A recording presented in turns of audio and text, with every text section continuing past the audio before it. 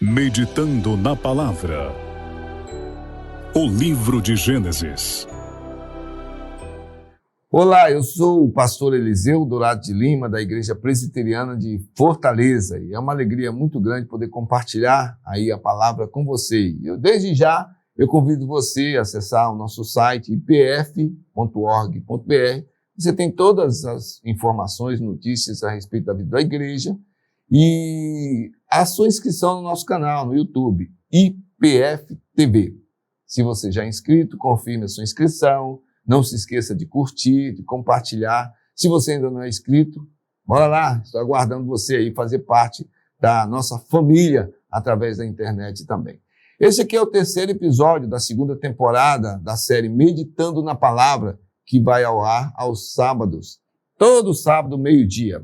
É um apoio para o plano da leitura da Palavra de Deus. Nós temos um plano anual, você pode conhecer através do nosso site, você pode acessar ali esse plano. E a nossa intenção é que, através dessa série, nós estejamos compartilhando conhecimentos a respeito da Palavra de Deus. Nós hoje vamos para o terceiro episódio da nossa série Meditando na Palavra, no qual nós estamos meditando sobre o Pentateuco. Nos dois primeiros episódios, se você já está acompanhando, se não, volte lá para a gravação, nós fizemos a introdução nos lembrando que a palavra Pentateuco significa 5 volumes ou rolos, ou seja, 5 livros. A despeito de algumas teorias sobre a autoria do Pentateuco, a maioria dos cristãos e dos judeus entendem que foi Moisés, o grande líder do povo de Israel, profeta levantado por Deus para libertar o povo da escravidão no Egito, e o Espírito Santo, então, inspirou Moisés e orientou Moisés a escrever os 5 primeiros livros da Bíblia, Gênesis, Êxodo, Levítico, Números e Deuteronômio, exceto o finalzinho do livro de Deuteronômio, que vai falar sobre a morte dele, lógico, ele não poderia ter escrito, então possivelmente tenha sido Josué, o seu sucessor, que escreveu ali. Nós vimos que o Novo Testamento faz citações sobre o Pentateuco, como o próprio Senhor Jesus, lá na parábola do rico e do Lázaro. Lucas capítulo 16, Jesus coloca na boca de Abraão, durante a parábola, essa palavra. Eles têm Moisés e os profetas, ouçam-nos. Hoje nós vamos avançar um pouquinho mais nesse terceiro episódio, começando pelos livros mesmo. Então hoje nós veremos sobre o Gênesis, o livro dos inícios.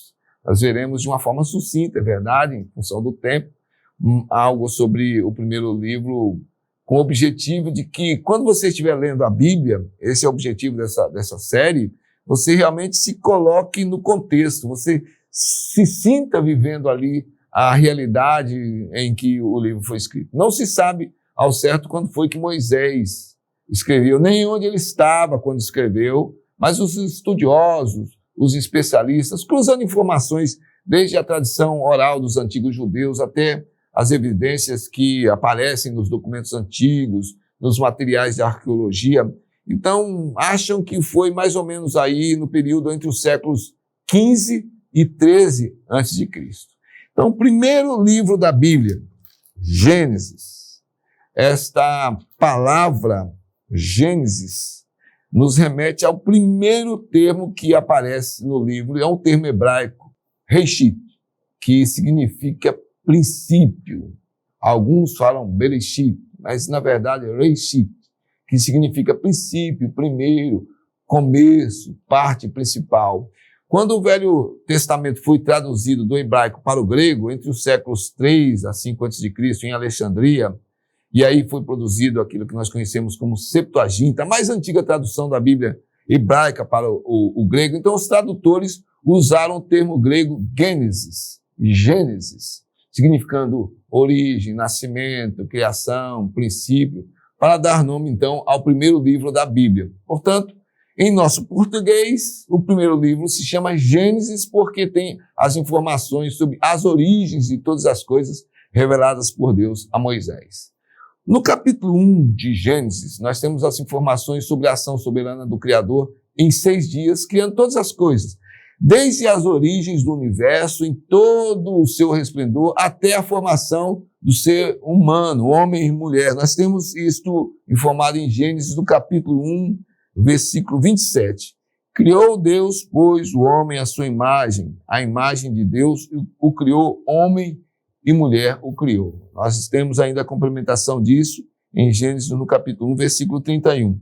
Viu Deus tudo quanto fizera, e eis que era muito bom. Houve tarde e manhã o sexto dia. Então, nos 4 primeiros versículos já do capítulo 2, Moisés escreveu sobre a conclusão da obra criadora de Deus, mas no restante do capítulo 2, então, Moisés vai narrar. Alguns acham que é uma repetição, que há alguma contradição. Não. O que Moisés faz no restante do capítulo 2 é narrar de modo mais específico a criação do ser humano. Então, ele se atém mais aos atos de Deus no sexto dia. Veja aí Gênesis, no capítulo 2, versículo 7. Então formou o Senhor Deus ao homem do pó da terra e lhe soprou nas narinas o fôlego de vida, e o homem passou a ser vivente. É então que a expressão da palavra é que tudo que Deus criou, ele via que era muito bom. Muito bom surge aquele momento em que ele diz, tem uma coisa que não é bom, que o homem, então, que ele havia formado, estivesse só. Então, nós temos nos versículos 21 e 22 do capítulo 2, essa informação. Então, o Senhor Deus fez cair pesado sono sobre o homem, e este adormeceu. Tomou uma das suas costelas e fechou o lugar com carne. E a costela que o Senhor Deus tomara ao homem, transformou-a numa mulher e lhe a trouxe.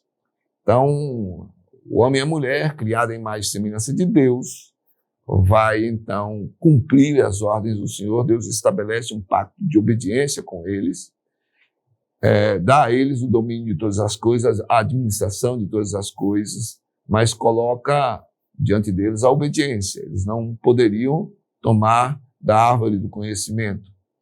E então nós chegamos no capítulo 3, uma triste nota. Nós vemos a descrição, então, da queda da humanidade através da desobediência de Adão e Eva, a expulsão do ser humano da presença de Deus de forma representativa ali nos nossos primeiros pais, mas de uma forma interessante, já com uma promessa dada pelo próprio Deus a respeito da redenção. Quer dizer, Deus criou o homem à imagem e semelhança dele, homem e mulher, tem um pacto com eles, eles desobedecem, caem em desgraça, a humanidade tem um rompimento, é expulsa da presença de Deus, mas Deus, através das palavras que ele dá ao próprio Satanás, estabelece então uma promessa de redenção. Gênesis 3,15, que alguns chamam de proto-evangelho, que significa o primeiro evangelho. Ele diz à serpente, porém inimizade entre ti e a mulher, entre a tua descendência e o seu descendente. Este te ferirá a cabeça e tu lhe ferirás o calcanhar. Esta é uma promessa que nós encontramos já no contexto da queda, de que um dia Deus restauraria a comunhão com a humanidade. Então, a partir daí, nós vamos encontrar no desenrolar de toda a Bíblia, Deus perseguindo na fidelidade dele o cumprimento dessa promessa. Então, o restante do livro de Gênesis vai contar sobre o desenrolar da saga humana, da história humana. Impressionantemente, uma raça corrupta, cheia de desvios, tanto individual como de família, mas mostrando a misericórdia de Deus em preservar o seu propósito de salvação. Primeiro, na aliança com Noé, após o episódio do dilúvio. Você, lógico, eu estou falando isso para você ler, eu não vou contar aqui, é só o contexto, né? Depois, no início do relacionamento entre Deus e a raça humana, através da escolha de um povo, com o chamado de Abrão, a quem as promessas feitas visavam as demais famílias da terra. Então, nós temos isso lá em Gênesis, no capítulo 12, versículos 1 a 3. Gênesis 12, 1 a 3. Ora, disse o Senhor a Abrão, sai da tua terra, da tua parentela e da casa de teu pai e vai para a terra que te mostrarei. De ti farei uma grande nação e te abençoarei e te engrandecerei o nome, se tu uma bênção. Abençoarei os que te abençoarem e amaldiçoarei os que te amaldiçoarem. Em ti serão benditas todas as famílias da terra. Então, com o desdobramento da história na descendência de Abraão, Gênesis narra fatos e acontecimentos, cita nomes e famílias que vão assegurar sobre a fidelidade de Deus em cumprir todas as suas promessas, culminando com a chegada do Messias no Novo Testamento. Então nós temos no Velho Testamento a sombra do que vai ser projetado no Novo Testamento. E aqui no primeiro livro nós temos nesse início essas informações a respeito de um Deus maravilhoso, de um Deus perfeito, de um Deus criador, de um Deus que é salvador, tratando a raça humana desobediente, caída, com amor, com misericórdia. Ele se ira com o pecado. Há lances que você vai encontrar aqui de tremenda ira, manifestação da ira de Deus. Mas o objetivo dele é santificar o ser humano, salvá-lo em Cristo Jesus. Então, não perca os próximos episódios. Nós vamos continuar buscando aí uma visão panorâmica dos demais livros do Pentateuco, a fim de que a sua leitura diária da Palavra de Deus, seguindo um plano de leitura, espero que seja o nosso plano de leitura, que esses momentos sejam enriquecidos, pois, como eu disse antes, a nossa intenção é de que você não faça uma leitura superficial, corrida, não é assim uma coisa mecânica, mas você se coloque no cenário bíblico, entenda o contexto enquanto lê, para que o propósito de Deus fique claro na sua vida. Você o conheça através da sua própria revelação, como sendo o único e verdadeiro Deus que nos enviou o seu Filho para nos dar a salvação. Então, próximo sábado, quero estar aqui novamente com você, contando que você vai compartilhar o nosso trabalho, trazer outras pessoas também para caminharem conosco, sem se esquecer de dar sempre aí o seu like, não é? Marcando aí o nosso trabalho, divulgando o nosso trabalho. Deus abençoe você. Até a próxima semana.